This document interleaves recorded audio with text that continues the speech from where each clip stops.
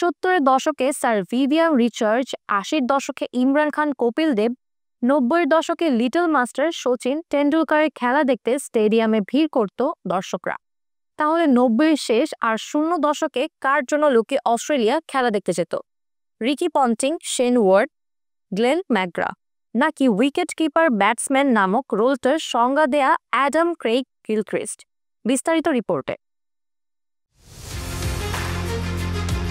1996 থেকে 2008 সাল, দীর্ঘ 12 বছর অস্ট্রেলীয় ক্রিকেটে ব্যাটসম্যানশিপ নিয়ে যত আলোচনা হয়েছে সবার আগে উঠে এসেছে স্টিভ ওয়া, রিকি পন্টিংয়ের নাম।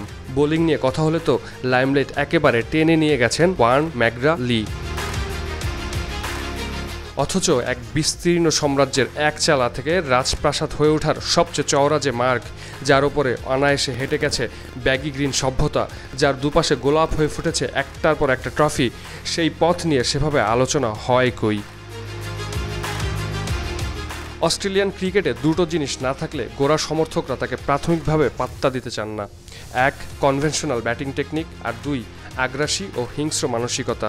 একবার স্টিভ স্মিথের কোচ বলেছিলেন, গ্রে চ্যাপেলের দেশে স্মিথের ব্যাটিংয়ের এই অদ্ভুত টেকনিক নিয়ে ও যে বেঁচে রইল, এও এক আশ্চর্যের বিষয়। কিন্তু তার চেয়েও আশ্চর্যের বিষয় হলো, গিলক্রিস্ট হলেন সেই ক্রিকেটার যে অস্ট্রেলীয় স্লেজিংয়ের উপর দাঁড়িয়ে এক যুগ ধরে ভালোবাসা বিছিয়ে দিয়েছেন ক্রিকেট মাঠের সবুজ গালিচায়।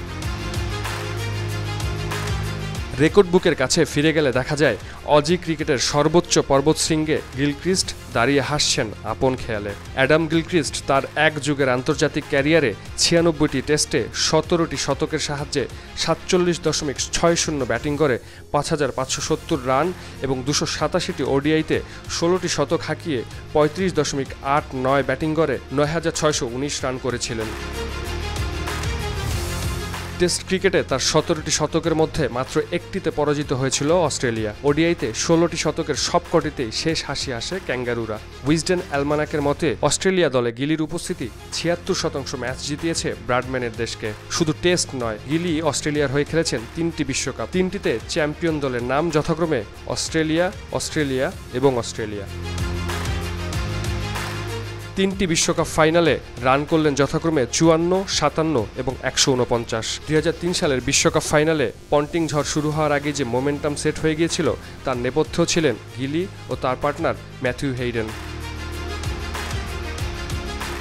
সাদা পোশাকে হোক কিংবা রঙিন পোশাকে, ওপেনিংয়ে হোক কিংবা 7 নম্বরে, অ্যাডাম গিলক্রিস্ট তার পুরো ক্যারিয়ার জুড়েই বোলারদের কোণঠাসা করে রেখেছিলেন। ওডিআইতে ইনিংসের প্রথম বল থেকেই নিজের স্বভাবসুলভ আক্রমণাত্মক ব্যাটিং করে বোলারদের মনোবল শূন্যের কোঠায় নিয়ে আসতেন। আর টেস্ট ক্রিকেটে টপ অর্ডারদের প্যাভিলিয়নে ফেরত পাঠিয়ে বোলাররা সবেমাত্র যখন স্বস্তির নিঃশ্বাস নিতে যাবেন, এমন সময় ক্রিজে এসে পাল্টা আক্রমণ করতেন অ্যাডাম গিলক্রিস্ট।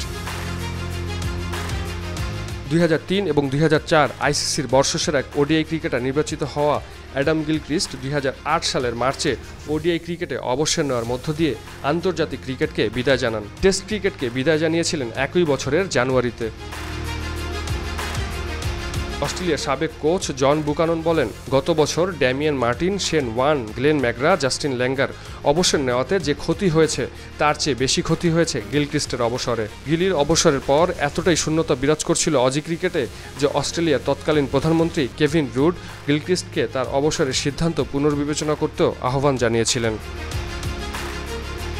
ম্যাথিউ হেইডেন একবার বলেছিলেন, পয়েন্টের পেছন দিকটায় বাঁহাতি ব্যাটসম্যানদের একটা ব্লাইন্ড স্পট থাকে, কাট করার সময় চোখ সরতে দেরি হয়ে যায়। একমাত্র গিলিকেই দেখতাম কোনোদিন ভুল করেও ব্লাইন্ড স্পটে ওকে ধোকা দিতে পারেনি কোনো বোলার।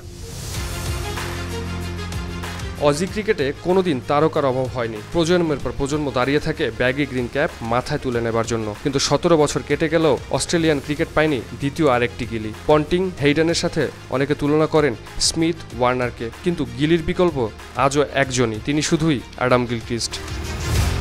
একটা সময় অস্ট্রেলিয়ায় খেলতে গেলে উপমহাদেশীয় ব্যাটসম্যানরা যখন ফার্স্ট সেশনে ব্যাট হাতে নামতেন, পেছন থেকে তখন একটা কথা খুব শোনা যেত, লিভ ইট টু গিলি। যে কোনো ক্যাপ্টেনের জন্য গিলক্রিস্ট ছিলেন এমনই ভরসার প্রতীক। এরপর মারি নদীতে অনেক জল গড়িয়েছে, কিন্তু অস্ট্রেলিয়ান ক্রিকেটে দস্তানা হাতে পদার্পণ ঘটেনি আর কোনো দেবতার।